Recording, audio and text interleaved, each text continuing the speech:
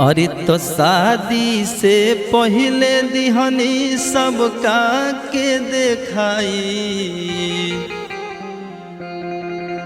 अरे शादी से पहले दिहनी सबका के देखाई। तो बताई अम्मा जी, तो बताई अम्मा जी, हम कहीं के करा से ला जाई। बताई अम्मा जी, कहीं के करा से ला जाई।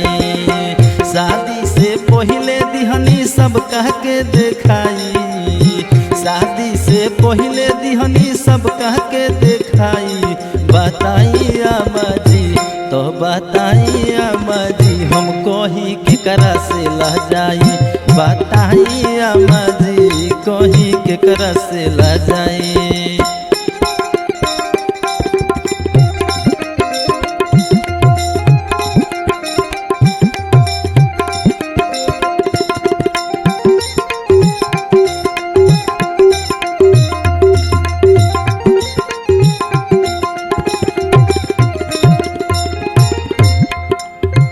आगे भाव बा, हमारा के देखे खातिर गईले भसुर दूनो।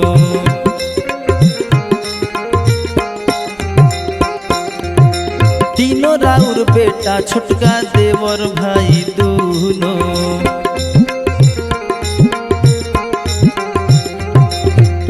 हमारा के देखे खातिर गईले भसुर दूनो।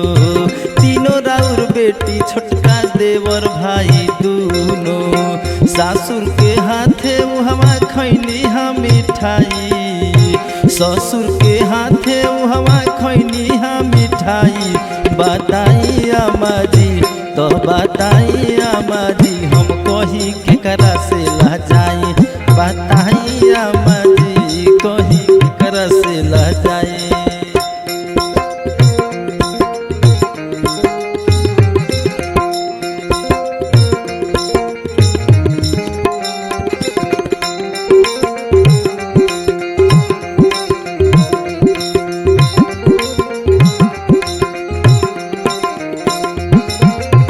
सैया जी के मामा मौसा छूटल नहीं कोई।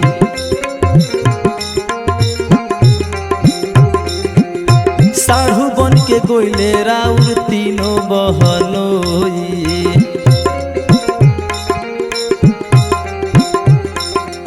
सैया जी के मामा मौसा छूटल नहीं कोई। साढ़ू बन के गोइले राउर तीनों बहनोई। बड़का दामाद सटके नपले हा लंबाई। बड़का दामाद सटके नपले हा लंबाई। बताई अम्मा जी, तो बताई अम्मा जी, कहीं के करा से ला जाई। बताई अम्मा जी, कहीं के करा से ला जाई।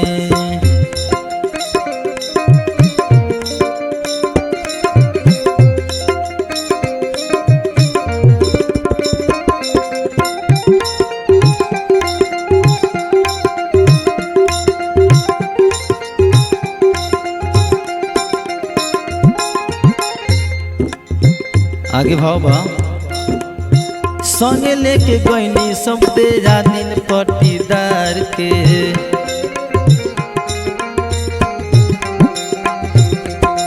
बबुआ के साथी कुछ गईले लोग जवार से।